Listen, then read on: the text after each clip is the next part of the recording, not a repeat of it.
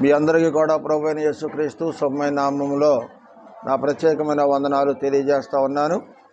మరి ఈ యొక్క దినము మరి గడిచిన దినాలు గడిచిన సంవత్సరాలన్నీ ప్రభు తన ఉచితమైన కృపచేత జ్ఞాపకం చేసుకొని మరి ఈరోజు నా యొక్క బర్త్డే అండి. ఈరోజు నాది పుట్టినరోజు. మరి మొట్టమొదటిగా మరి ఈ యొక్క గడిచిన సంవత్సరాలన్నీ కూడా ప్రభు తన ఉచితమైన కృపచేత జ్ఞాపకం చేసుకొని మరొక నూతన సంవత్సరాలు అడుగుపెట్టడానికి సంఘ పిల్లలైన మీకు, అలాగే నా తోటి దైవజనులకు దైవజనురాండ్రికి, అలాగే ఈ యొక్క యూట్యూబ్లో ఉన్నటువంటి మరి ఎంతోమంది సహోదరులు సహోదరీలు ప్రార్థన చేసిన ప్రతి ఒక్కరికి నా ప్రత్యేకమైన వందనాలు తెలియజేస్తూ ఉన్నానండి. దేవుడు మరొక సంవత్సరాన్ని మా జీవితంలో అడుగుపెట్టడానికి కృప దయచేశాడు. అది ఈ లోకంలో మనం డబ్బు పెట్టుకుని కొనుక్కుంటే దొరికేది కాదు. ఆయుష్ అయినా ఆరోగ్యమైన ఈ రెండు దేవుడు ఇస్తేనే తప్ప మనంతటా మనం సంపాదించుకోలేమండి. దేవునికి స్తోత్రం. అంచేత దేవుడు ఏ చిన్న మేలు చేసినా దేవుని ఆత్మ మన ఆత్మతో మనల్ని ఏం చేస్తుందంటే గద్దింతూ ఉంటుంది. నేను చేసిన మేళ్ళు నువ్వు లేచి నిలబడిన సన్నిధిలో తెలియజేయమని చెప్పి పరిశుద్ధాత్మ దేవుడు ప్రేరేపిస్తూ ఉంటాడు. దేవునికి స్తోత్రం. ఈరోజు నా బర్త్డే. తర్వాత ఇంకోటి ఏంటంటే మరి ఈ రోజుని మదర్ డే కూడా ఉందంటండి. ఈరోజు మదర్ డే. ఈ యొక్క ప్రపంచం అంతా కూడా మదర్ డే అనేటువంటి దినాన్ని ఒక తల్లిని గురించి, తల్లి తన నవమాసాలు బిడ్డను మోసి మరి ఎంతో శ్రమకి కష్టానికి ఓర్చుకొని బిడ్డను కొని తన యొక్క స్తన్యపానాలు బిడ్డకిచ్చి తన ఒడిలో ఆ విధంగా పెంచి పెద్ద చేసి ఈ రోజున మనం అందరం ఇంతటి వాళ్ళ ఏమంటే దీని అంతటికి ప్రధానమైన కారణము మొట్టమొదటి ప్రభు అయినటువంటి సృష్టికర్త అయినటువంటి దేవాది దేవుడు. రెండవది మన తల్లి. దేవుడి తర్వాత దేవుడు ఎవరంటే తల్లే. దేవునికి స్తోత్రం. హల్లెలూయా. మరి ఈరోజు కొంతమంది తల్లుల గురించి చెప్పాలని నేను ఆశపడతా ఉన్నాను ఈరోజు. దేవునికి స్తోత్రం. హల్లెలూయా.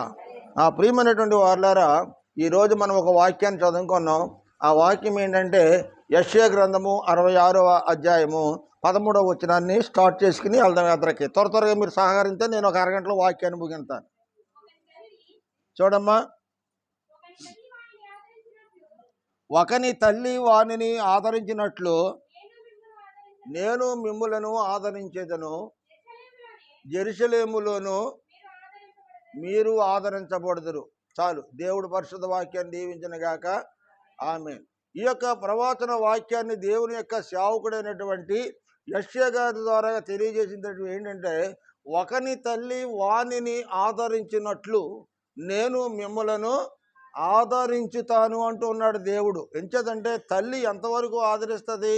తల్లి అయినా తండ్రి అయినా మరి తన కడుపులో ఉన్నటువంటి నవమాసాలు మోస్తుంది, నొప్పులతో బిడ్డని కంటుంది, ఆమెకు స్తన్యపానాలు ఇస్తుంది, బిడ్డని పెంచి పెద్దవాడిని చేస్తుంది. అంతవరకే తల్లి యొక్క బాధ్యత, తండ్రి యొక్క బాధ్యత. ఏ తల్లి అయినా ఏ తండ్రి అయినా ముదుము వచ్చే వరకు ఏ తల్లి కూడా తన బిడ్డను మోయలేదండి. మోస్తుందండి ఏ తల్లి అయినా?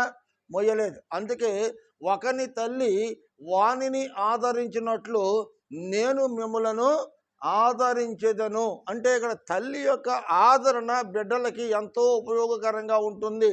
దేవుని పిల్లలమైన మనకు దేవుని సన్నిధి అనే ఒడిలో దేవుని యొక్క వాక్యం అనే పాలను ఎవరైతే అపేక్షిస్తారో, దేవుని సన్నిధి అనే ఒడిలో ఎవరైతే నివాసం కలిగి ఉంటారో, తల్లి ఒడిలో ఉన్నటువంటి బిడ్డ, స్తన్యపానాలు చేసేటువంటి బిడ్డ ఎంత ఆరోగ్యంగా ఉంటుందో, దేవుని సన్నిధిలో ఉంటూ దేవుని సన్నిధిలో ప్రార్థన చేస్తూ దేవుని సన్నిధిలో దేవుడిని మహిమపరుస్తూ దేవుడు మన జీవితాల్లో చేసినటువంటి అద్భుతాలను మన సాక్ష్య రూపంగా తెలియజేసి దేవుని మాట తప్పున నడిచేటువంటి వారు అంత ఆరోగ్యంగా ఉండగలుగుతారు.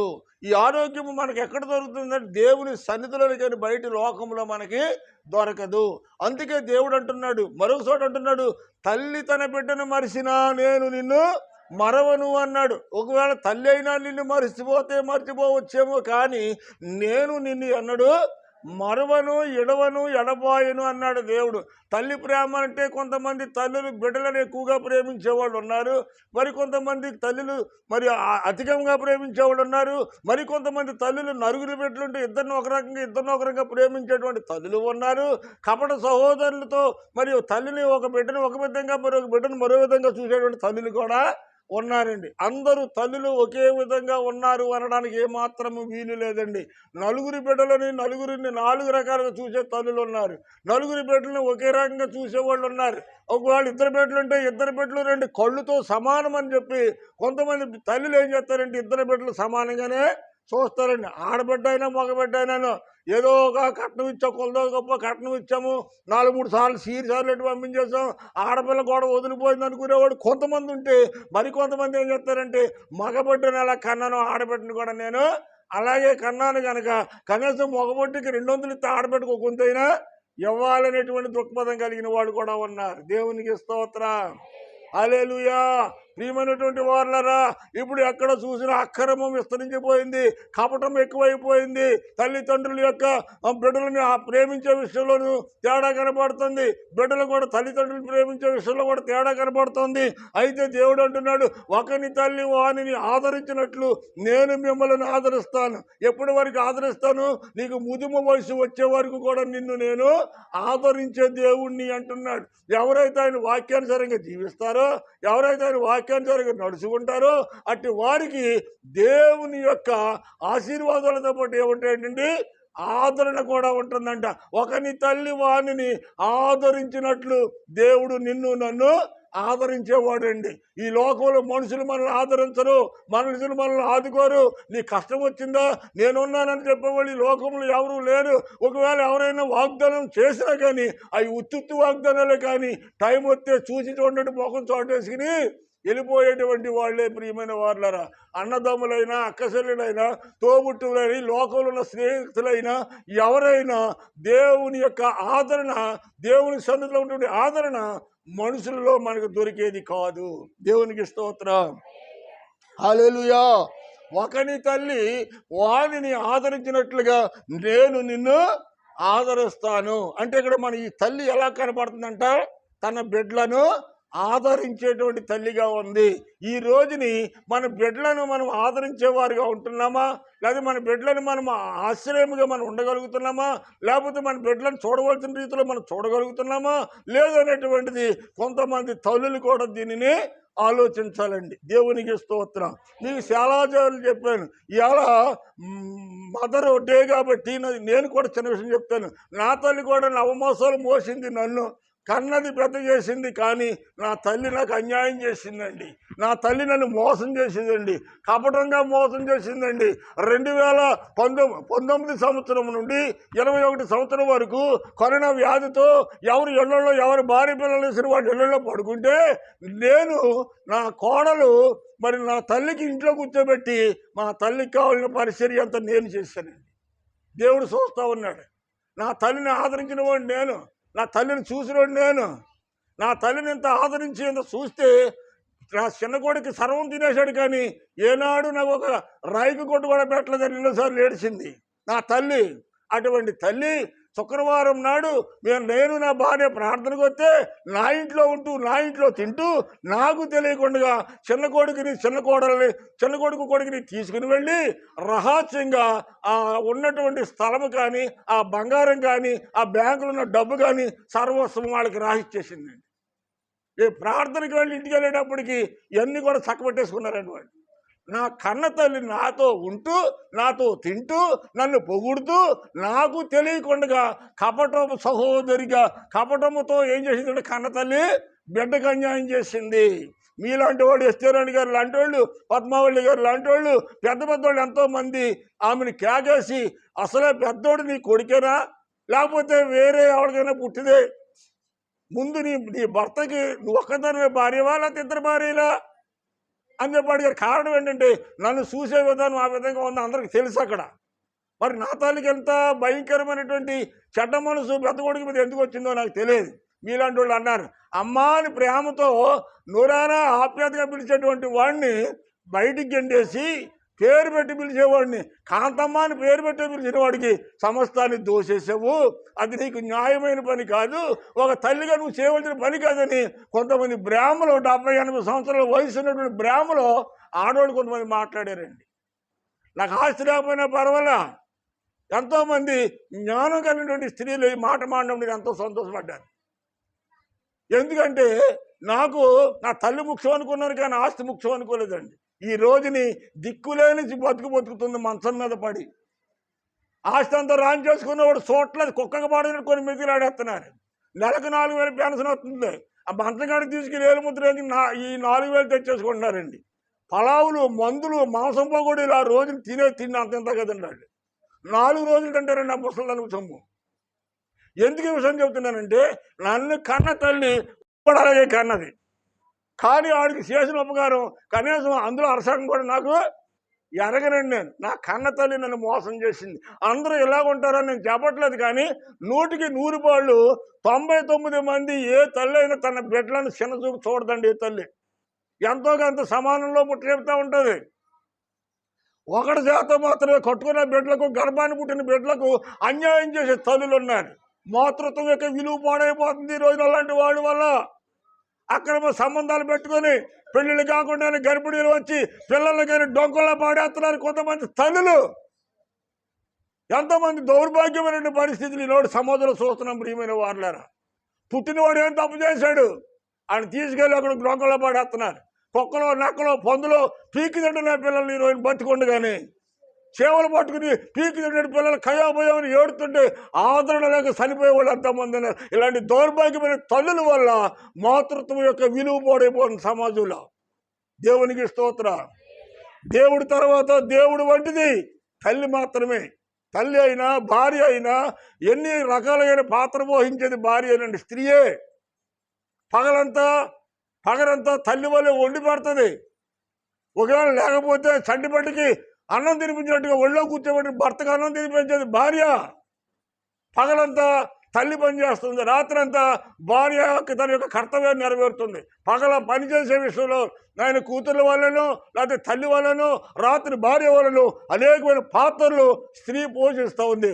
అందుకని ఈ రోజుని ఏంటమ్మా చేయాలా, ఏంటమ్మా మదర్ డే అని చెప్పి ప్రపంచం అంతా కూడా ఈ రోజుని తల్లిని ఆరాధిస్తారు, ప్రతి తల్లిని కూడా.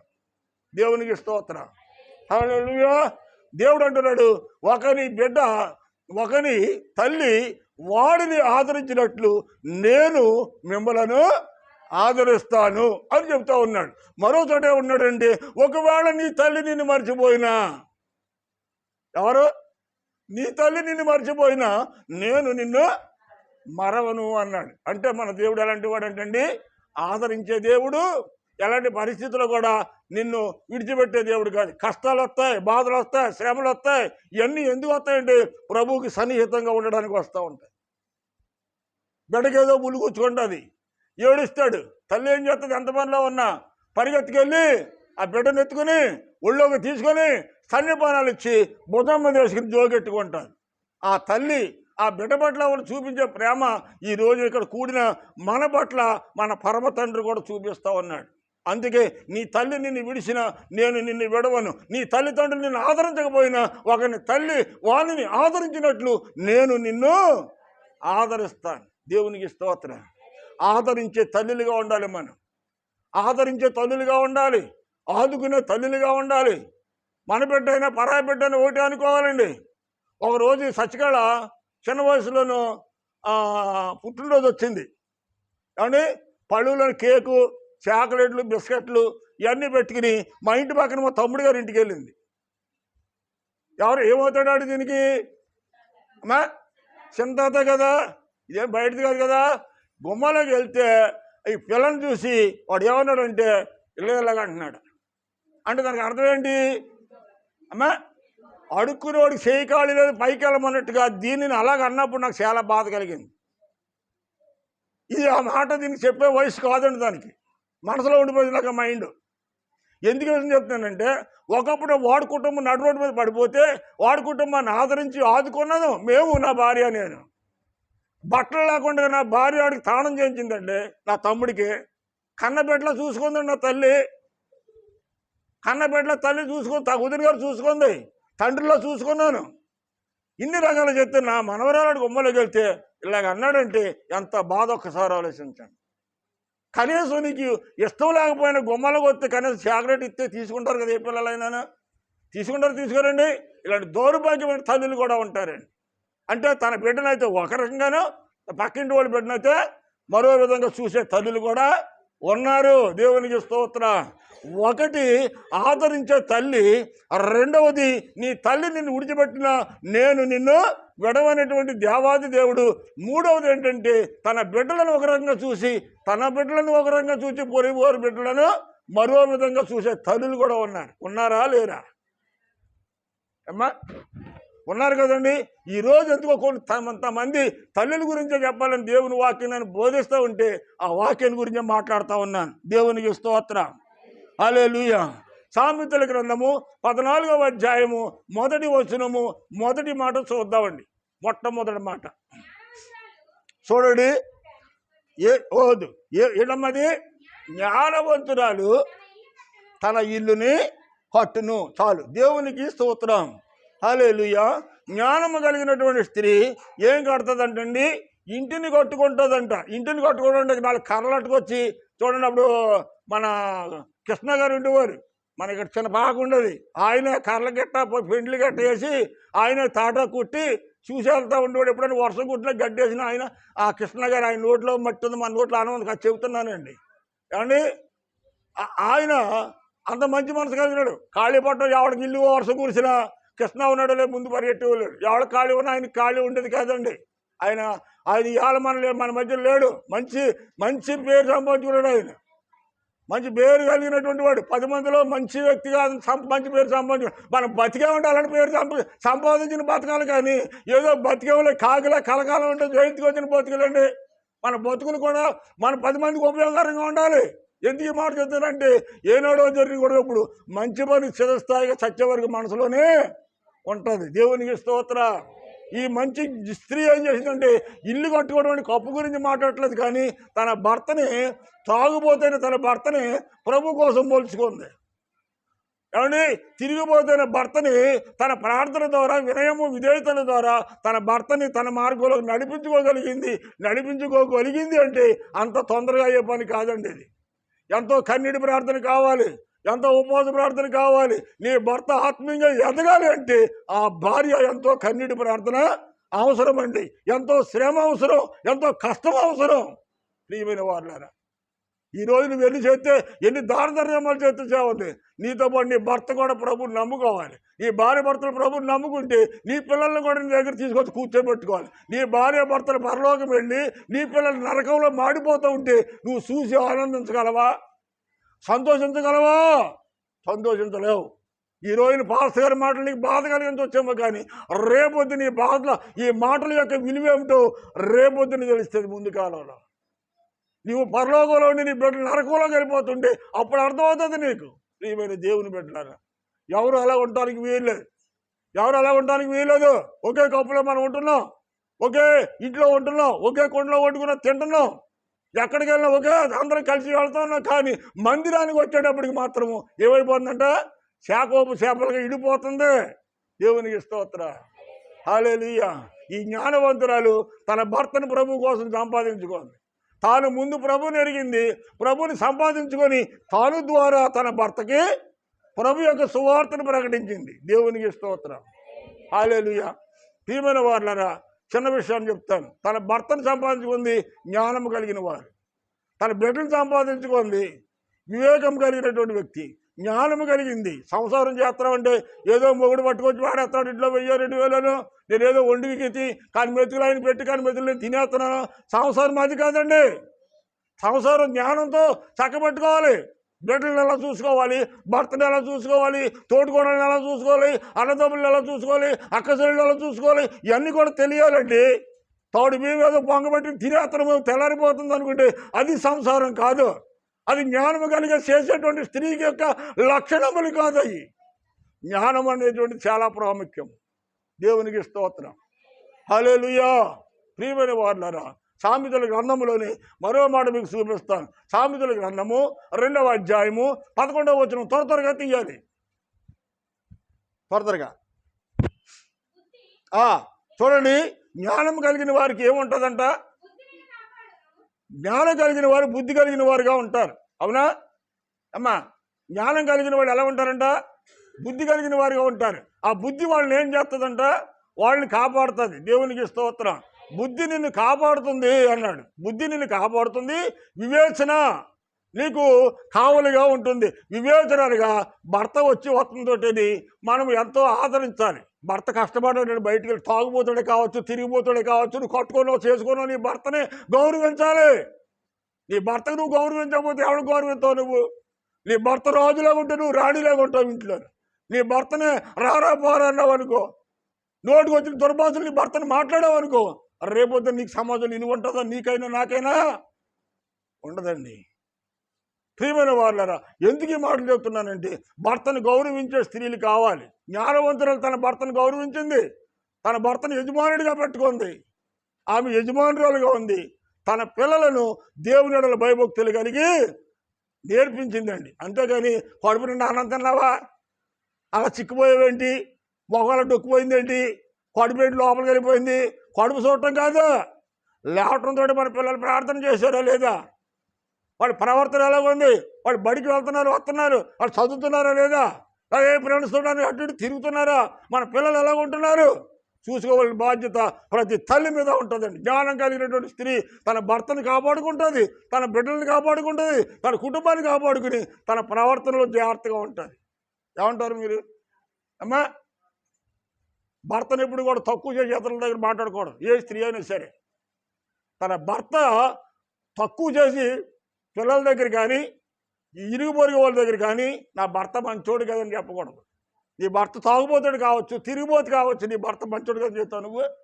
నువ్వు నీ భర్తను మంచి కాదు అని నువ్వు చెప్పావంటే రేపొద్దున నువ్వు కూడా చెడ్డదానిగానే చూస్తుంది సమాజం అంతా. భర్తను గౌరవించే నీకు గౌరవం ఉంటుంది. ఏమంటారు మీరు? అవునా కదా? అంచేత భర్త రాజులాగా ఉండాలని భార్య కోరుకుంటే ఆ భార్య రాణిలాగా ఉంటుంది, ఆ కుటుంబమే ఒక కోటలాగా ఉంటుంది. దేవునికి స్తోత్రం. పిల్లల మాట తల్లికి ఎక్కదో, తల్లి మాట పిల్లలకి ఎక్కదో, భర్త మాట భార్యకి ఎక్కదో, భార్య మాట భర్తకి ఎక్కదో. దేవునికి స్తోత్రం. జ్ఞానం కలిగినటువంటి స్త్రీ మణుకు కలిగి ఉంటుందండి, మెలకు కలిగి ఉంటుంది. ఒకటి బుద్ధి, రెండోది వివేచన. వివేచన లేకుండా ఉంటే కనుక వివేచన లేని సుందర స్త్రీ పంది ముక్కునున్న బంగారు కమ్మి వంటిదంటే అండి. ఏమండి, అందరినీ పెంచుకుంటుంటే పందుల నాళ్ళని పెంచుకుంటారా? పందుల నాళ్ళని పెంచుతారా? మాట్లాడరాండే. పందుల్ని పెంచుకుని ఒకటి పందిని పెంచి బంగారు కమ్మ ఒకటి ముక్కుకి కుట్టించాడంట. ఎవడో ఒకడు మూర్ఖుడు పంది పిల్లని కొనుక్కుని ఇంటికి తెచ్చుకొని బంగారు కమ్మ కుట్టింతే అది బంగారాన్ని జాగ్రత్తగా చూసుకుంటుంది. అది ఆకలి వచ్చినప్పుడు అది ఎక్కడికి వెళ్ళాలో దాని అలవాటు ప్రకారం అక్కడికి వెళ్ళి ఆ శాండవలో పట్టుకొని మూతి ఉంచిందంటే ఆ మూతితో పాటు బంగారానికి ఏమంటుకుందంట? ఆ శాండాలం అంటుకుంది. బంగారానికి విలువ ఉంది అప్పుడు? మాట్లాడరేమమ్మా, ఉండదా? అందుకని పంది ముక్కునున్న బంగారు కమ్మి వంటిది అన్నాడు. ఎవరో వివేకం లేని సుందరి స్త్రీ. అందంగా ఉంటే సరిపోదు, లోపల ఏముండాలంట? వివేకము ఉండాలి. వివేకం ఉండాలి. భర్త రావడంతో కానీ నీళ్ళు అవ్వాలి, కాళ్ళు కడుక్కుంటాకి, అన్నం పెట్టాలి. ఒక నెమడించిన తర్వాత నీకు ఏదైనా అవసరాలు ఉంటే అప్పుడు ఆయన్ని అడగాలి. అంతేకాని వచ్చి వస్తుందో ఇప్పుడు దాకా ఎక్కడ సచ్చావు? ఏ స్త్రీ మాట్లాడుతుంది అలాగా? చూపించడం దాని కింద ఉంది. సామెతలు 14:2 లైన్లో ఉంది. చూడండి. వచ్చి వస్తుందోటే కష్టపడి చెమట ఊడిసి 4 రూపాయలు జేబులు వేసుకుని ఇంటికి వచ్చేటప్పటికి భార్య ఎదురొచ్చి ఏమంటుందంట? ఇప్పుడు దాకా మాట్లాడరావండి, ఇప్పుడు దాకా ఎక్కడ సచ్చా? ఉందా లేదా బైబిల్లోను? చదవండి. సామెతలు 14:2 లైను. జ్ఞానవంతురాలు అక్క అయితే రెండవది అది ఎవరాలు అంటే అర్థం ఏంటి? 3 రోజులు అంటే అర్థం ఏంటి? ఎడమా పట్టుకున్న దానికి 3 కాళ్ళే ఉన్నాయనే దాన్ని మూర్ఖురాలు అంటారు. మూర్ఖురాలు అంటే అంతా తనకే తెలుసు కానీ నువ్వు నాకేమీ చెప్పక్కర్లేదు అనే వాళ్ళని ఏమంటారంట? మూర్ఖురాలు అంటారు. అక్కడ ఏమన్నాడంటే మూర్ఖురాలు తన మూర్ఖత్వం చేత, తన నోటి మాటల చేత, తన ప్రవర్తన చేత ఏం చేసిందంటండి? తన చేతులతో తన ఇల్లు ఓడబెరుక్కుని పుట్టింటికి వెళ్ళిపోయిందండి. అర్థమైందా మీకు? భర్తల మీద గొడవ పెట్టుకుని ఏమండి భర్తను తక్కువ చేసి మాట్లాడి పుట్టింటికి వెళ్ళిపోయి ఏమైపోయింది చివరికి? తన కొంప తన చేతులతో పాడు చేసుకుందో ఎవడని పాడు చేశారా? మా అత్తగారి వల్ల కొంప ఆడిపోయిందండి, మా ఆడపడుచు వల్ల కొంప కూలిపోయిందండి అంటే పనికి మాలోడు కొంతమంది. అత్తగారి వల్ల కూలిపోదా, ఆడపడుచు దాని వల్ల కూలిపోదా. ఆ బుద్ధి లేనటువంటిది ఏమన్నా జ్ఞానం లేనటువంటిది. జ్ఞానం కలిగిన స్త్రీ ఇల్లు కట్టుకుంది, మూడురాలు తన చేతులతో తన సంసారాన్ని పాడు చేసుకుని పుట్టింటికి వెళ్ళిపోయిందండి. దేవునికి స్తోత్రం. అంచేత చీటికి మాటికి పుట్టింటికి వెళ్ళకూడదు, ఇల్లు ఉండదు. అక్కడ ఎక్కడ ఎక్కడ విలువ ఉండదా? పుట్టింటి కాడ మాట్లాడలేదు మీరు రావాలి. పుట్టింటి కాడ ఏముంటుంది? ఇల్లు ఉంటుందా? నీ భర్తను తీసుకెళ్ళి 10 రోజులుండు, నీ తల్లిదండ్రులు సంతోషిస్తారు. అవునా? అదే నువ్వు భర్త లేకుండా 4 రోజులుండు, సంతోషిస్తారా? మరి పనికి మాలం ఉండి అయిన దానికి కాని దానికి పుట్టింట్లో గొడవ పెట్టుకున్నాడు, అత్తింట్లో కూడా గొడవ పెట్టుకుని మా మొగుడితో గొడవ పెట్టి పుట్టింటికి వస్తే అత్తమైన ఎలా కుదురుతుందని చెప్పి పెందలగడ నువ్వు చక్కబెట్టినే వెళ్ళిపో, నువ్వు ఎక్కడి నుంచి వచ్చావు అక్కడికి అంటారు. దేవునికి స్తోత్రం. హల్లెలూయా. జ్ఞానవంతులను ఇల్లు కట్టుకుంటే మూర్ఖురాలు తన చేతులతో తన సంసారాన్ని పాడు చేసుకుని పుట్టింటికి వెళ్ళిపోయిన వాళ్ళు ఇవాళ కోకోలుగా నాకు తెలుసు. కోకోలుగా భర్త తాగుపోతానో తిరిగిపోతానో ఏది లేకపోయినా పరిశుద్ధంగా జీవించిన కొంతమంది అనుమానపు భర్తలు భార్యలు కూడా మాట్లాడరావండి. అనుమానపు మాట్లాడలేదు, అనుమానపు భార్యలు ఉంటారు. ఎవరితో ఆడవాళ్ళతో మాట్లాడడానికి ఒకసారి మాట్లాడే 2 సార్లు మాట్లాడడానికో ఆ మనిషికి ఈ మనిషికి ఏంటో ఏంటది ఎక్కడికి వెళ్ళిపోయిందంట, ఏదో తోటలో ఏమంది, ఇది నిజమా? ఎక్కడికి అక్కడదండి అమ్మ, మీ ఆయన ఎవరో ఒక అతన్ని ఇంకొక అమ్మాయిని దీని బండి మీద వెళ్ళిపోతున్నా బేవారు వెళ్ళి దారిలో ఎదురేయడని అన్నా అనుకో, నీ పరిస్థితి ఎలా ఉంటుంది అప్పుడు? ఎప్పుడు వస్తాడు ఇంటికాడ సంగతేదా? నువ్వు చూసావా? చూడలేదు. కొన్ని భర్త అలాంటాడా? కాదు. ఏమన్నావు నువ్వు? ఎవడో చెప్పిన మాటలు విని జ్ఞానం కలిగి సంసారం చేసుకోవాల్సిన నీవు బుద్ధిహీనురాలువై బుద్ధిహీనమైన మాటలు మాట్లాడి ఏమంటే భర్తను గాయపరిస్తే, భర్త 4 తన్నితే భర్త మీద దానికి పుట్టింటికి వెళ్ళిపోయి. దేవునికి స్తోత్రం. ఎవరంటే అది? ఏ భార్య అమ్మా? ఏం భార్య? మూర్ఖురాలు. నాకు వినపట్లేదు. నేను ఎవరన్నా అన్నాను పోనీ, వాక్యమేగా చెప్పేది, చదివేది మీరే, చెప్పేది నేను, కార్యం చేసేది దేవుడు. మూర్ఖురాలైన భార్య సంవత్సరాలు ఓడబెరికి పుట్టింటికి వెళ్ళిపోద్దంట. ఇచ్చేదండి పుట్టింటి వాడు కొంతవరకే, చచ్చే వరకు కాపాడేది భర్త మాత్రమే. దేవునికి స్తోత్రం. హల్లెలూయా. నా ప్రియమైనటువంటి వారులారా, ఈరోజు మనం అందరం బాగుండాలని మన ప్రభు కోరుకుంటా ఉన్నాడు. ఒక రోజునంట చిన్న విషయం చెప్తాను. ఒక రోజు ఒక తల్లి తను ఒక్కగానే ఒక బిడ్డను ఉయ్యాల చెట్లో పడుకోబెట్టి ఎక్కడో నూతి బావి దగ్గరికి వెళ్ళిందంట. దరిదాపు ఇక్కడ నుంచి తోరాబోడి దెబ్బ అంత దూరం వెళ్ళి నీళ్ళు తెచ్చుకోవాలి. నీళ్ళకి వెళ్ళింది, వాకట్లో వంట చేసింది, దోపయ్యి ఉంది, దాని మీద కొన్ని నీళ్ళు పెట్టింది. ఈరోజు గాలేసి ఈ మాట పెద్ద మంట ఏమైందంటే ఇల్లు అంటికిపోయిందండి. ఈ గాలికి ఏమైందంట ఇల్లు అంటికిపోయిందండి. ఆ ఇంట్లో నట్టింట్లోనూ ఒక్కగానే ఒక బిడ్డ ఉయ్యాల తొట్లో నిద్రపోతూ ఉన్నాడు. అప్పుడే తాళం చేయించి పౌడర్ రాసి టాయిలెట్ చేసి ఆ ఉయ్యాల తొట్లో పడుకోబెట్టి నీళ్ళకి వెళ్ళింది. ఇలా ఇల్లు అంటికిపోయింది. ఆలోచించండి. ఎవరో చెబుతున్నారు, అమ్మ మీ ఇల్లు అంటికిపోయిందమ్మ, పొగ వస్తుంది, మంటలు వస్తుందంటే, అయ్యో నా కొడుకు అని చెప్పి ఆ తల్లి బిందె అక్కడ పాడేసి పరిగెత్తుకుంటా అప్పటికి ఇల్లు సగము కాలిపోయింది. బిడ్డ తలాడిపోతున్నాడు. ఉయ్యాల తొట్లో బిడ్డ తలాడిపోతా ఉన్నాడు. బిడ్డను తెచ్చే అవకాశం లేదు. ఇరుగు పొరుగు వాళ్ళు ఎవరు లోపలికి వెళ్ళటానికి ఆస్కారం లేదు. బిడ్డ సావు బతుకుల మధ్య వేలాడుతూ ఉన్నాడు. అలాంటి పరిస్థితిలో ఉన్న ఒక్కగాని ఒక బిడ్డను చంపుకొని నేను బతికేంటి చచ్చేంటి, అవసరతలో బిడ్డ కోసం ప్రాణం విడిచిపెడతానని చెప్పి ఆ తల్లి మంటలకు అడ్డుపడి ఎంతమంది చేపట్టుకున్నా ఆగకుండా లోపలికి పరిగెత్తుకుంటూ వెళ్ళి తన బిడ్డను ఉయ్యాల తొట్లో తీసుకుని బయటికి తీసుకొచ్చే క్రమంలో ఆ బిడ్డ మాడి మసైపోవలసినటువంటి బిడ్డ ఆ మంటలకి ఆ తల్లి ఆహుతైపోయి శరీరం అంతా కాలిపోయి అందహీనంగా తయారైందంటండి.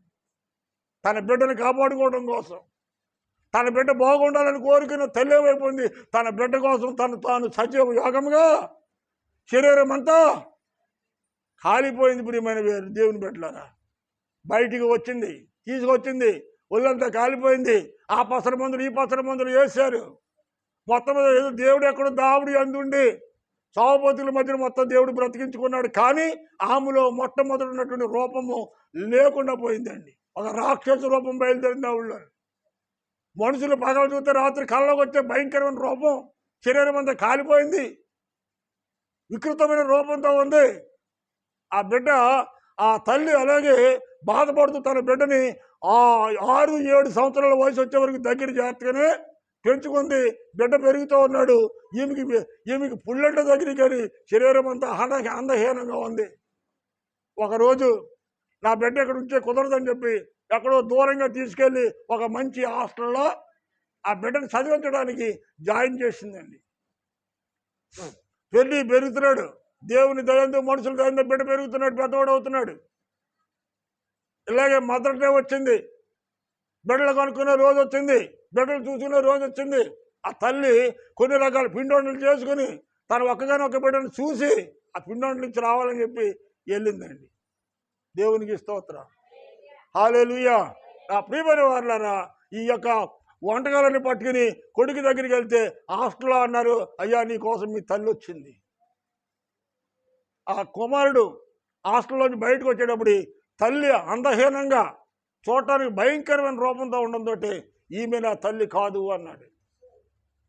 కన్న బిడ్డ, ఈమె నా తల్లి కాదు, ఈమె ఎవరో పిచ్చది, తల ఒత్తుకుంటుంది, ఏడుస్తుంది, ఒప్పుకోవట్లేదు. తల్లి అన్న సంగతి హాస్టల్ వార్డెన్ గారికి తప్పని ఎవరికి తెలియదండి. అక్కడ తన బిడ్డ ఎవరో, తన తల్లి ఎవరో ఆ హాస్టల్ యజమాని తప్ప ఈ బిడ్డకి తెలియదండి.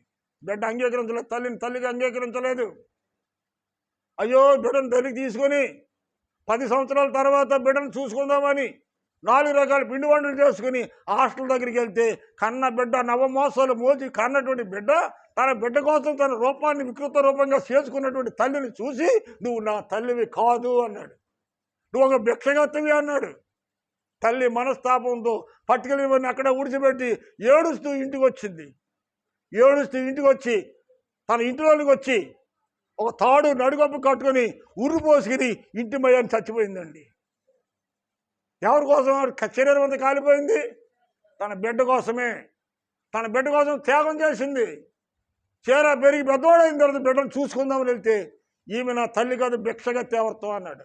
ఆ మాట జీర్ణించుకోకపోయింది. కన్న తల్లి వచ్చింది, ఉరిపోసుకుని చచ్చిపోయింది.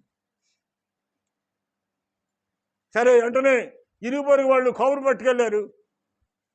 హాస్టల్లోంచి కుర్రోడు తీసుకొచ్చారు, చూశారు ఇల్లంతా. ఈమె నా తల్లి కాదన్నారు. అసలు అమ్మ దగ్గర ఏమేమి ఉన్నాయో, ఏమేమి దాచిందో చూడాలి. పెట్టి గట్ట తీశారు, పెట్టిలో చీరలు గట్ట ఉన్నాయి. పెట్టడుగుని ఆమె బిడ్డని కనకముందు తన భార్య భర్తల ఫోటోవు అడుగునుందండి, పెళ్లి ఫోటో ఉంది, తన తల్లి తండ్రి ఫోటో ఉంది. ఆ ఫోటో చూశాడు. ఎవరి ఫోటో? ఇది నీ తల్లి, నీ తల్లి. మరి ఆనాడు నా తల్లి అలాగ ఉన్నప్పుడు ఈ రోజు ఎందుకు ఇలాగ అయిపోయింది? ఇలాంటి వికృత రూపం ఎందుకు వచ్చింది? నీ గురించే నీ తల్లి సర్వస్వాన్ని కోల్పోయి ఆఖరి తన ప్రాణాలు కూడా తెగించి ఆ రోజుని మంటల్లో మసైపోవలసిన నిన్ను కాపాడటానికి తన ప్రాణాన్ని కూడా లెక్క చేయకుండా నీ కోసం తన ప్రాణాన్ని పెట్టిందయ్యా. ఆనాడు ఆమె ఒళ్ళు కాలు ఉండకపోతే, ఆనాడు నీ కోసం త్యాగం చేసి ఉండకపోతే ఈ రోజు నువ్వు ఎక్కడో మంటల్లో కలిసి ఉండేవాడివి. ఈరోజు నువ్వు క్షేమంగా ఉన్నావంటే, ఈ రోజు స్థాయిలో ఉన్నావంటే నీ తల్లి పెట్టిన ప్రాణభిక్షయ్యా నీకు. ఆ తల్లి గురించి హాస్టల్లో ఉన్నటువంటి వాళ్ళు ఇరుగు పొరుగు వాళ్ళు చెబుతుంటే ఆ కుమారుడు చనిపోయిన తల్లి మీద పడి అమ్మాని అంత దౌర్భాగ్యం అని చెప్పి కన్నీరు మున్నీరుగా ఏడ్చాడు. కానీ చనిపోయిన తల్లి తిరిగి రాలేదు. ప్రియమైన దేవుని బిడ్డలారా, తల్లి విలువ బ్రతుకోనని చెప్పే, భర్త విలువ కూడా బతుకోనని చెప్పి తెలుస్తుంది. భర్త అయినా, భార్య అయినా, తల్లి అయినా, తండ్రి అయినా వాడు బతుకోనని చెప్పే వాడి విలువ మనకి తెలియదు. కానీ చనిపోయిన తర్వాత తెలుస్తుంది విలువ ఏమిటో. ప్రియమైన వారులారా, ఈ రోజుని తన బిడ్డ కోసము ప్రాణత్యాగం చేసి తన బిడ్డను బ్రతికించుకుంది. చూసారండి, ఇలాంటి దౌర్భాగ్యమైన తల్లులు, మూర్ఖురాలైనటువంటి తల్లులు ఉన్నారు. జ్ఞానవంతురాలైన తల్లి తన బిడ్డను కాపాడుకుంది. నేనేమైపోయినా పర్లేదు, నా బిడ్డ క్షేమంగా ఉంటే చాలు అనుకుంది. కానీ తన కోసము సమస్తాన్ని త్యాగం చేసి తన బిడ్డను కాపాడుకుందండి. తన బిడ్డను కాపాడుకుంది. ఈ రోజుని ప్రభువైన యేసుక్రీస్తు కూడా నీ కోసం, నా కోసము ఆయన అన్యాయపు తీర్పు తీర్చుకొని నీకు రావాల్సిన, నాకు రావాల్సిన పాప శిక్ష ఆయన మీద వేసుకొని నీ స్థానంలో, నా స్థానంలో ఆయనుండి ఆయన శిలువ మీద రక్తపు ముద్దగా మారిపోయాడు. ఆయన నీకోసం, నా కోసం ప్రాణం పెట్టాడు. ఆయన ప్రాణం పెట్టడం ద్వారానే ఈరోజు మనం సజీవులుగా ఉన్నాం, క్షేమంగా ఉన్నాం, సంతోషంగా ఉన్నాం. మన పాపాలకి విరుగుడు విమోచన యేసు రక్తమైంది. దేవునికి స్తోత్రం. హల్లెలూయా. ఆ రోజున తల్లికో తన బిడ్డ కోసం త్యాగం చేసింది. ఈ రోజుని సమాజం అంతటి కోసము యేసయ్య నీ కోసము నా కోసము ప్రపంచం కోసం ఆయన ఏం చేశాడండి? ఇదే త్యాగం చేశాడు. ప్రియమైనటువంటి పిల్లలారా, పిల్లలను పెంచి పెద్దవాళ్ళు చేస్తే తల్లిదండ్రులని గౌరవం లేకుండా నోటుకొచ్చిన మాటలు మాట్లాడుతూ కత్తిపోటు వంటి మాటలు మాట్లాడుతూ కారణం పిల్లలు అలా తయారవడానికి కారణం ఏంటంటే ఒక మూర్ఖురాలైన తల్లి పెంపకం సరిగా లేకపోతే బిడ్డలు కూడా మూర్ఖులుగా తయారవుతారు. మనం ఎంత చదువుకోలేదు ముఖ్యం కాదు, చదువు ముఖ్యం కాదు, నువ్వేం చదువుకోలేదు ముఖ్యం కాదు, కానీ నువ్వెంత సంస్కారం నేర్చుకునేది ముఖ్యం. చదువుకున్న వాళ్ళకి సంస్కారం ఉండాలి. సంస్కారహీనులుగా ఉండి నువ్వెంత చదువుతే ఎవరికి కావాలి? పనికి మాలిన చదువు. దేవునికి స్తోత్రం. హల్లెలూయా. నా ప్రియమైన వారులారా, మరొక భార్య కొరకు నేను చదువుతాను.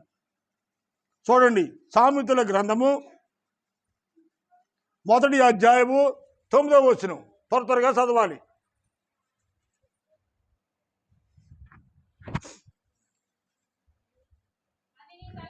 చూడండి, ఏమిటది? సామెతల గ్రంథము కాదు, 19:13 రాసుకోండమ్మా. సామెతల గ్రంథం 19:13. చూడండి, బుద్ధిహీనుడైన కుమారుడు కానీ కుమార్తె కానీ తన తండ్రికి చేటు తెచ్చును. అంటే ఎలా తెస్తాడంట? పెంపకం సరిగా లేకపోతే తల్లిదండ్రులకు చెడ్డ పేరు తీసుకొస్తారంటండి. చేటు అంటే చెడ్డ పేరు తీసుకొస్తారు. మంచిగా ఉంటే ఫలానా ఏ తల్లిదండ్రుల కన్నా బిడ్డ కానీ మంచి ప్రయోజకురాలుగా ఉన్నదని చెప్పుకుంటారు. అలాగే ఒక దొంగగాను హంతకురాలుగాను ఉన్నారనుకోండి, ఈ దాని గురించి తల్లిదండ్రులకి మంచి పేరు వస్తుందా చెడ్డ పేరు వస్తుందా? చెడ్డ పేరు వస్తుంది. అంచేత వినయము, విధేయత, మాదిరి ఇవన్నీ కూడా పిల్లలకి రావాలంటే మొట్టమొదటి తల్లిలో ఉండాలి ఆ గుణం. తల్లి భర్త పట్టుకొస్తున్నాడు, తిరిగేస్తున్నాం, వండుకున్నాం, తెల్లారిపోతుంది, టీవీలు కూడా కూర్చుంటున్నాము, పేర్ల కింద కూర్చున్నాం, ఏసీలు వేసుకున్నాం, బతుకులు తెల్లారిపోతున్నాయి అని అనుకుంటే కాదండి. ఈ సంవత్సరాన్ని చక్కబెట్టుకునే బాధ్యత ప్రతి తల్లి మీద ఉందండి అని ఈరోజు దేవుని యొక్క వాక్యం చదివిస్తూ ఉంది. అయితే చూడండి,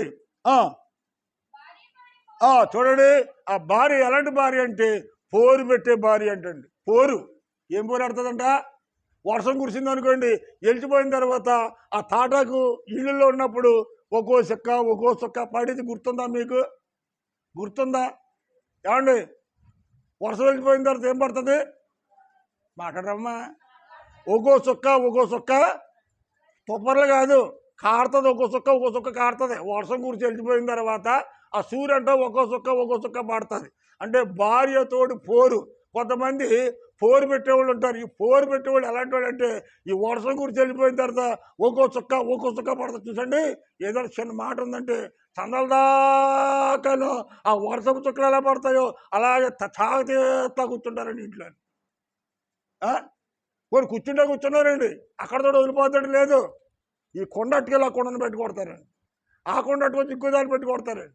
ఇదివరకు మట్టి కొండలు అయితే పగిలిపోయి ఓళ్ళు తక్కువని గుడ్డిదాన్ని పెళ్లి చేసుకుంటారంటే నెలకే అమ్మా, ఓళ్ళు తక్కువని గుడ్డిదాన్ని పెళ్లి చేసుకుంటే నెలకే 33 కొండల బదులు కొట్టిందంట. అంటే కోపం వచ్చాడు, దీని అట్టుకొని దాన్ని ఎట్టుకుంటా, దాన్ని వచ్చి దీని ఎట్టుకుంటా, మొత్తం మీద అంటే ఓళ్ళు తక్కువ కదా అని పెళ్లి చేసుకుంటే అలాంటి పనులు చేసేదాన్ని. అలాగే ఇక్కడ మనం జాగ్రత్తగా గమనించినట్లయితే ప్రియమైన వారులారా, కొండల మీద సామాన్ల మీద చూపించకూడదండి. కొంతమంది కూడా ఆ కోళ్ళ మీద కోళ్ళు అంటే తిడతారు, కుక్కల్లో అంటే తిడతా ఉంటారు, బొడుదులు తిట్టలేక. అవునే కాదంటారా? ఈ మంది ఎక్కడి నుంచి వచ్చి పడిపోయిందో, 7 మంది నాశనం అవ్వా, 7 మంది తగులడిపోను. ఎవరినే? కోళ్ళ, కుక్కల, దోళ్ళ, ఈ మందల అంటే ఇలాంటి గయాళ్ళు బెళ్ళాలు కూడా ఉంటారండి. దేవునికి స్తోత్రం. అయ్యయ్యా, హల్లెలూయా. ప్రియమైన వారులారా, నీ చూడండి, ఇక్కడ రాయబడింది ఎలాంటి భార్య అంట? పోరు పెట్టే భార్య. ఏం భార్య? పోరు పెట్టే భార్య. కావాలన్నది అట్లా కొనిచ్చేది. కొనలేదనుకోండి, పోరు అలా పెడతారే ఉంటుంది. చచ్చిదాకా పోరు మాందండి. ఇంకా ఏ భార్య అంటే పోరాడే భార్య. ఏ విషయంలోను? అది కొను, ఇది కొను, ఇంకోటి కొను. ఆ పక్కింటిది ఏదో చక్కగా బొంది చేయించుకుంది, అది ఎక్కడికైనా వెళ్ళి బొంది వేసుకెళ్తుంటే చక్కగా మెడబెడా మెరిచిపోతుంది. లేకపోతే ఎప్పుడు కూడా కొనుబడియే అంటే ఇలాంటి అలిగి పోరాడుతూ ఉంటారు. ఏమంటారు ఇది? భార్యతోడి పోరు అన్నారు. ఎవరితోటి పోరంట? భార్య. ఇలాంటి పోరాడే భార్య, ఇలాంటి పోరు పెట్టే భార్యలు జాగ్రత్త. దేవునికి స్తోత్రం. పోరు పెట్టే భార్యలు. ఇంకా కొంచెం ఎదురుకెళ్తే జగడగొంటిది అని రాయబడింది దాని మీద. చూడ అక్కడ రాయిందా? ఉంటా చూడు. లేదా జగడ ఈ దేని గురించి వచ్చావు నువ్వు? పోరు కలిగిన దాని గురించి వచ్చావు. 21:9 చూడోసారి. సామెతలు 21:9. త్వరగా రావాలి మీరు. దెయ్యాలు కాదు. ఎవరిది? మాట్లాడరావండి. ఏం భార్య అంట? గయాళి గంప అంటండి. అది గయాళి గంప అంటే నీకు అర్థమై ఉంటుంది. ఈ పాటికి ఎలాంటిదంటే అది రేకంప లాంటిది. గయాళిది. పొద్దున్న అయితే సందలు దాకా దానికి ఎవరో ఒకరితో గొడవ పెట్టుకోవాలి. ఆ గెరాసిన్ దేవించుకోండి. వెళ్ళే వాళ్ళతో గొడవ పెట్టుకుంటుంది, వచ్చే వాళ్ళతో గొడవ పెట్టుకుంటుంది. ఊరందరికీ ఈరోజు దాన్ని బతుకు ఒంటరిగానే ఉంటుంది. రేపొద్దు అలాంటి దానికి ఏదైనా వచ్చిందనుకోండి, ఊళ్ళో ఎవరు కూడా ఏ సహాయము చెయ్యరు. కారణం ఏంటంటే ఇది గయ్యాళిది. దీని జోలికి వెళ్ళకూడదు. ఇది రేకంప లాంటిది. చాలా ప్రమాదమైంది. పొద్దున్న లేచి దీని నోట్లో నూనెడితే మన బతుకులు కూడా కొంప అయిపోతాయి. అంచేత ఇలాంటి గయాళితో దూరంగా ఉండాలి. దేవునికి స్తోత్రం. ఏం భార్య అంటమ్మా? గయాళి భార్య. ఇలాంటి గయాళి ఎవరైనా ఉన్నారా ఇక్కడ? అమ్మా ఎవరైనా ఉన్నారా? చూడండి, జాగ్రత్తగా ఆలోచించండి.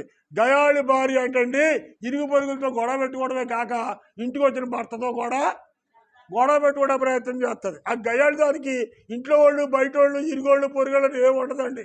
అందరిని సమానంగానే చూస్తుంది. న్యాయం చేస్తుంది అందరికని.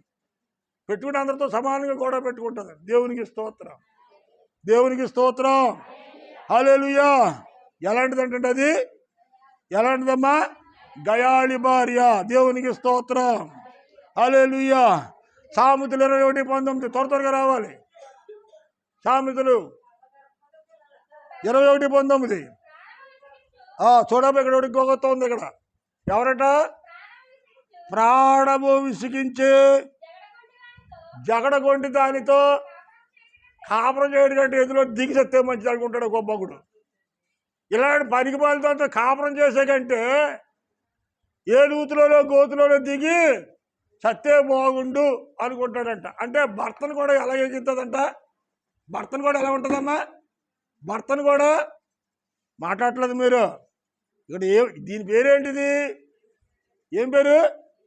జగడ గొండిది. చెప్పండి అందరూ. దీని పేరేంటంట? జగడ గొండిది. గయాళిది వేరు, జగడ గొండిది వేరు. గయాళి దాన్ని అందరితో గొడవ పెట్టుకుంటుంది. కానీ జగడ గొండుతో చూసారండి, అత్తమాని ఇంట్లో వాళ్ళతో పోరెట్టుకుంటానే ఉంటారు. ఆ ఇల్లంతా ఇదిలో పడిపోతుందండి. ఇరుగు పొరుగు వాళ్ళంతా అత్తమాని ఇల్లు ఎందుకు గొడవ పెట్టుకుంటారు ఎవరికి అర్థం కాదు. ఇది ఎలాంటి భార్య అంట? ఎలాంటి భార్య అంటే ఇది? జగడ గొండిది. ఏమండి? ఏం గుండమ్మా? జగడ గొండి. ఎంతమంది ఇన్ని రకాల ఆడవాళ్ళు ఉన్నారండి. ఎంతమంది ఇన్ని రకాల ఆడవాళ్ళు ఉన్నారండి. చూడటానికి పెళ్లి వార్తలే కనపడతారు కానీ వాళ్ళు స్వరూపం ఒకసారి కనపడుతుందండి. అయ్యి బాబు ఇలాంటి వాళ్ళు వీళ్ళు స్వరూపిదా అనిపిస్తూ ఉంటుందండి. ఇలాంటి ఆడవాళ్ళు ఉన్నారండి భూమి మీద. దేవునికి స్తోత్రం. హల్లెలూయా. లాస్ట్కి వచ్చేద్దాం. ఇంకా సామెతలు 24:4 చూడమ్మా. మంచి భార్యకు ఉండే లక్షణాలు. మంచి భార్యకు ఉండే లక్షణాలు. ఒకరి ఇంటికి వెళ్దో, ఒకరి గొడవకి వెళ్దో, ఒకరి గురించి ఆలోచించదో. తన భర్త బాగోవాలి, తన పిల్లలు బాగోవాలి, తన కుటుంబం బాగోవాలి, వాళ్ళతో పాటు ఇరుగు పొరుగు కూడా బాగోవాలని ప్రార్థన చేస్తుందంటండి. ఎవరు చేస్తారు? ప్రార్థన. అందరూ బాగుండాలని ప్రార్థన చేస్తుంది.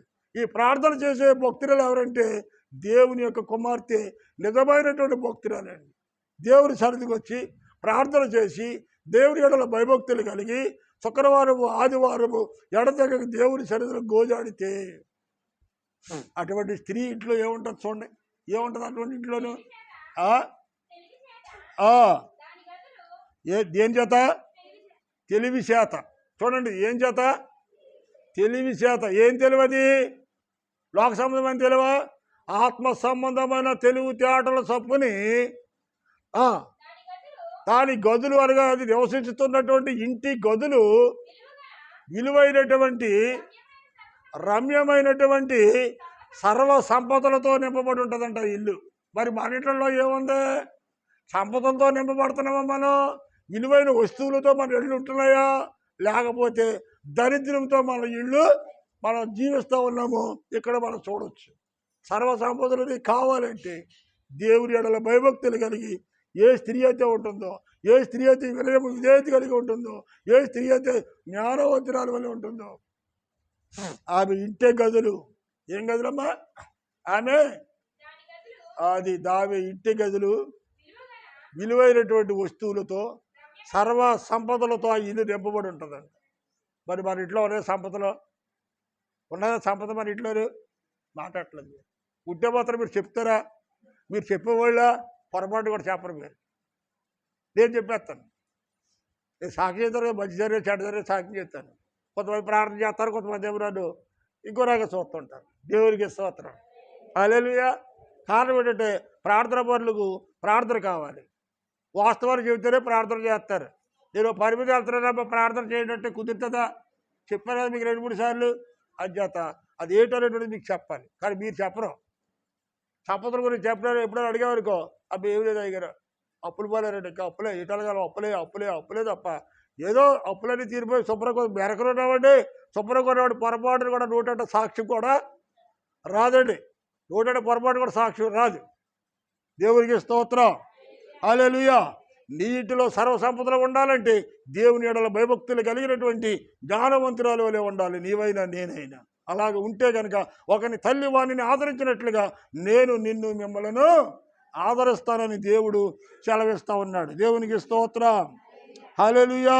నా ప్రియమైనటువంటి వాళ్ళారా, ఈ మధ్యాహ్న కాల సమయంలో నీ ఇల్లు సర్వ సంపదలతో ఉండాలంటే, నీ గదులు సంపదతో నింపబడాలంటే, విలువైన వస్తువులతో నింపబడాలంటే యెహోవా యందు భయభక్తులు కలిగి నీవు భక్తురాలు వలె ఉండాలి. ఆమె యథార్థత కలిగి ఉంది కాబట్టి దేవుడు ఆ కుటుంబాన్ని ఆశీర్వదించాడు. నీ అంతటా నీవు ఆశీర్వదించబడలేవు, నీ అంతటా నీవు దీవించబడలేవు, నీ అంతటా నీవు అభివృద్ధి చెందలేవు. కానీ యెహోవా ఆశీర్వాదాలు కావాలి. ఎవరికి కావాలి? దేవుని ఆశీర్వాదాలు నీకు ఉంటే కనుక విలువైన సంపద నీ ఇంట్లో నిలబడి ఉంటాం. దేవునికి స్తోత్రం. అది కూడా చూసి ముగించేసుకుందాం. సామెతలు 10:22 త్వరగా టైవే చూడలేదు. ఇంక వాక్యం ఆఖరి వాక్యం ఇది చూడండి. ఎవరికి యెహోవా ఆశీర్వాదాలు ఉంటాయి? జ్ఞానవంతురాలు కుటుంబానికి ఉంటాయి. జ్ఞానం కలిగి బోసులు కూడా కుటుంబానికి ఉంటాయి. జ్ఞానం కలిగి నడుచుకునే వ్యక్తికి తన భర్తను, తన పిల్లలను జ్ఞానంగా కుటుంబాన్ని కట్టుకునే స్త్రీ కుటుంబంలో సర్వ సంపదలతో విలువైన వస్తువులు నింపబడి ఉంటాయి. అలాంటి స్త్రీ కుటుంబం మీద, ఆ స్త్రీ మీద యెహోవా ఆశీర్వాదము ఆ ఇంటి మీద, ఏ ఇంటి మీద? గయలు దాని ఇంటి మీద, జగడగొండు దాని ఇంటి మీద, మూర్ఖురాలు ఇంటి మీద, ఎవరింటి మీద దేవుని హస్తం ఉంటుంది. జ్ఞానవంతురాలైనటువంటి స్త్రీ యొక్క కుటుంబం మీద యెహోవా హస్తము సాపి ఉంటుంది. కనుక ఇక్కడ ఏం రాయబడింది అంటే యెహోవా ఆశీర్వాదము నీకేమిస్తుందో చదువాకండి. ఆశీర్వాదము నీకు ఐశ్వర్యాన్ని కలగజేస్తుంది. నీ ఐశ్వర్యం కోసం ఎక్కడెక్కడికో పోకళ్ళు ఆడుతున్నారు మీరు. ఎక్కడుందంట ఐశ్వర్యం? ఎక్కడుందంట? యెహోవా సన్నిధిలో ఉంది. యెహోవా ఆశీర్వాదాలు కావాలి. ప్రభువా నీవు నన్ను ఆశీర్వదించారు కానీ నేను నిన్ను విడిచిపెట్టన్నాడు యాకోబు. దేవుడు మనం అడగవలసింది ఏంటంటే దేవా నిన్ను నా కుటుంబాన్ని ఆశీర్వదించు. ఈ ఆశీర్వాదాలు నాకు కావాలి. ఆశీర్వాదాలు వెండి బంగారాలని కాదు, పొల పొట్లని కాదు, దేవుని హస్తం మనకు తోడుగా ఉండాలి. ఏ కుటుంబం మీద దేవుడి హస్తం తోడుగా ఉందో, ఏ వ్యక్తికి దేవుని హస్తం తోడుగా ఉంటుందో ఆ వ్యక్తి దేవుడు అంటున్నాడు, అమ్మ ఒకరి తల్లి వారిని ఆదరించినట్లు నేను నిన్ను ఆదరిస్తాను. నా రెక్కల కింద నిన్ను ఆదరిస్తాను, నీ కుటుంబాన్ని ఆదరిస్తాను, నీ బంధువులను ఆదరిస్తాను, నీ పుట్టిన వాళ్ళని, మెట్టింటి వాళ్ళని, నీ ఇంట్లో వృద్ధులను, యవనస్తులను, నీ చదువుకునే పిల్లలను కూడా నేను ఆదరిస్తాను అంటున్నాడు. మన దేవుడు ఏం దేవుడు అండి? ఆదరించే దేవుడు. ఒకరి తల్లి వారిని ఆదరించినట్లు నేను మిమ్మలను ఆదరించేదను. అలాంటి మంచి తల్లిగా, మంచి కుటుంబాలుగా మనం దయభక్తి కలిగినటువంటి జ్ఞానవంతురాలు కలిగి మన ముందుకు సాగిపోదాం. అలా సాగిపోతే యెహోవా ఆశీర్వాదము ఏమెత్తదంట? ఐశ్వర్యం ఎత్తది. అలాంటి ఐశ్వర్యంతో మనమందరం, మన కుటుంబాలు నింపబడునుగాక. ఆమేన్. God bless you. మీకు అందరికీ వందనాలు. మరి ఒకవేళ కొంత లేట్ అయితే అనుకుంటున్నాను. అక్కడ స్టాప్.